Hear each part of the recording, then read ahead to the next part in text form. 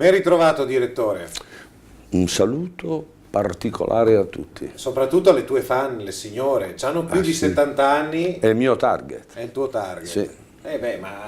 Sono quelle che ha fatto grandi l'Italia. Sono le poche che leggono. Le poche che leggono. E le poche che hanno un futuro, perché quelle poche che hanno una pensione se la devono tenere stretta. Non solo, poi le aspettative di vita non sono più quelle di una volta, per cui si campa, si diventa centenari. Noi abbiamo fatto un servizio proprio su Libero, un articolo di Farina molto bello, che dice come diventare centenari senza invecchiare. E quindi bisogna seguire. Come si fa? Bisogna comprare il libro. Questo. Senti una roba, pensavamo di vivere quest'estate in modo angosciante con la campagna elettorale, con quelli che ti spuntavano sotto dall'ombrellone a dire vota di qui, vota di là, e con le varie scene della politica. Invece è tutto rimandato. Invece non solo è tutto rimandato, ma la mia impressione è che la maggior parte delle persone se ne infischi delle beghe della politica che ormai li ha disgustati. Le ha disgustate e quindi non soffriranno a non andare a votare, anche perché questi baluba non sono stati in grado dopo 12 anni o 13 di presentare una legge elettorale, quando per esempio gli Stati Uniti hanno una legge elettorale che dura da secoli, in Francia più o meno.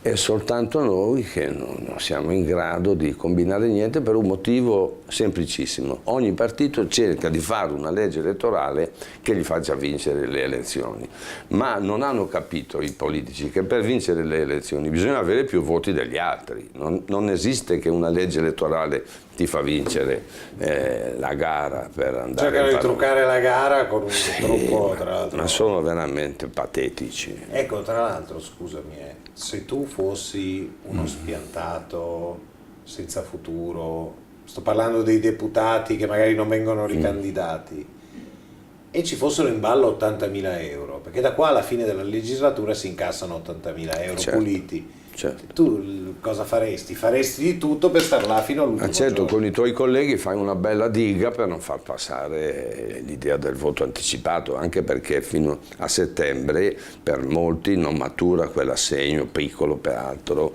che viene definito, non so più se pensione o... Ma sì, gli hanno cambiato nome, ma è la stessa roba. Dobbiamo vivere con la paura del terrorismo. Adesso ho visto che anche Piazza Duomo sarà a numero chiuso, quindi superate le 23.000 persone, che non so come conteranno, superate le 23.000 persone non si può più entrare in Piazza Duomo per eventi, concerti e tutto. Questi terroristi islamici li avevamo sottovalutati. Beh, insomma, personalmente non tanto, perché un anno fa o un anno e mezzo fa ho scritto un libro sul terrorismo, il cui titolo, un libro per la Mondadori, il cui titolo era "Non abbiamo abbastanza paura".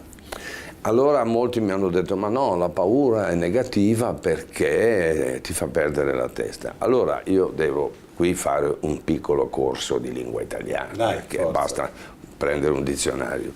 La paura ti sveglia il cervello perché ti fa diventare prudente e attento. È il panico che ti fa perdere la ragione, il panico.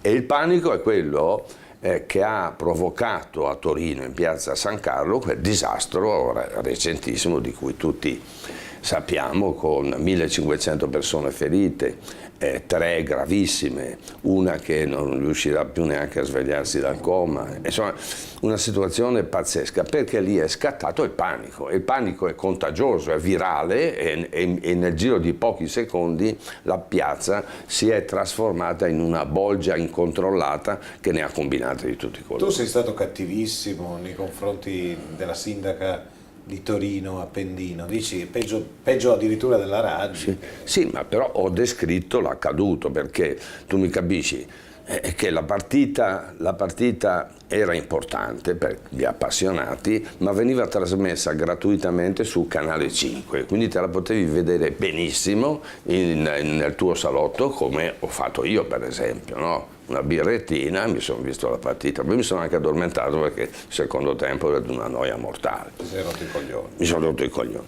giustissimo.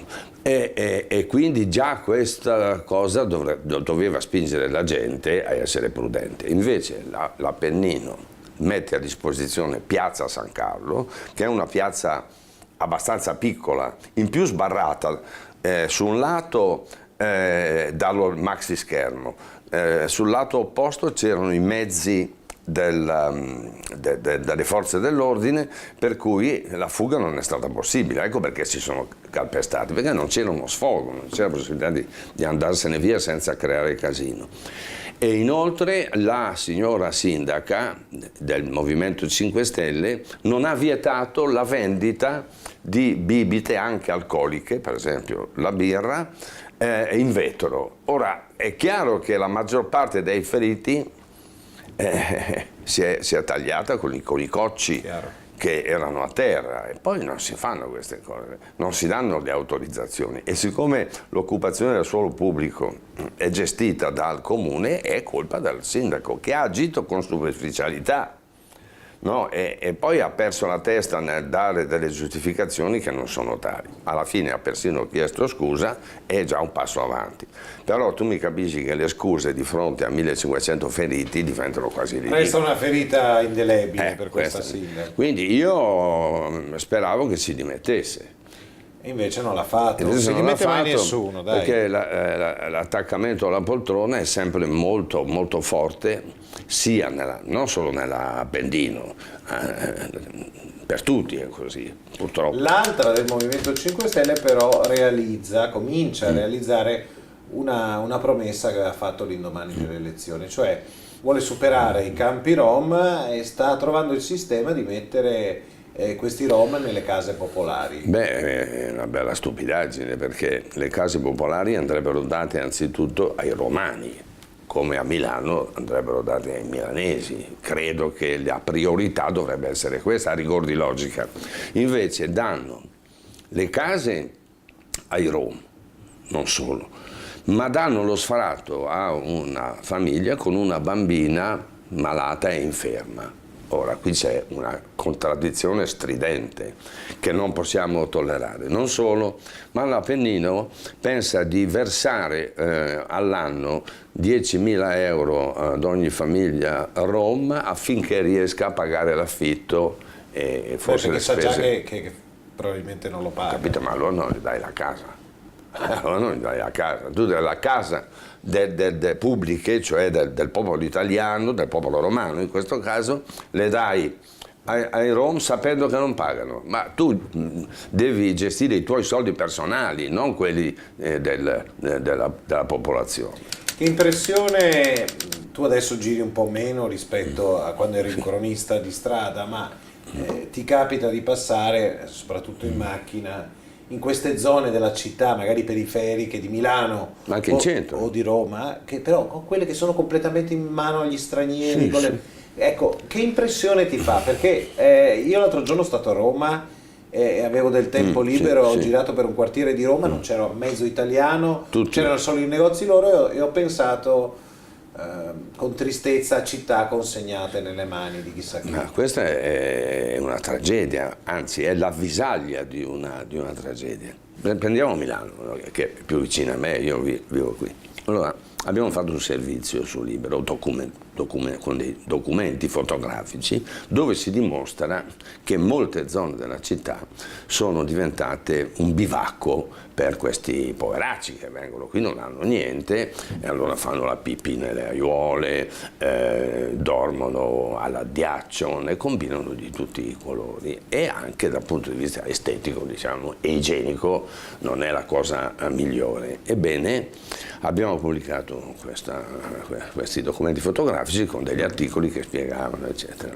Ma il punto qual è? Che l'amministrazione comunale non è in grado di gestire gli stranieri che sono già qui, eppure l'assessore Maiorino ha organizzato una sfilata a cui hanno partecipato migliaia di persone per sollecitare l'arrivo di nuovi immigrati. Ma se non riesci a gestire quelli che hai, come fai a farne arrivare degli altri, poi dove li metti? Ma che se li mettano in piazza San Babila, in Corso Venezia, nei loro quartieri ricchi, invece li scaricano a Lorenteggio e a Quarto Giaro e in tutti quei quartieri periferici dove già ci sono tanti problemi. Arrivano tanti migranti e i problemi si moltiplicano, e questa è una mancanza di intelligenza, una mancanza di sensibilità e un disprezzo per il popolo italiano. Però dicono che la soluzione è dargli ancora più soldi.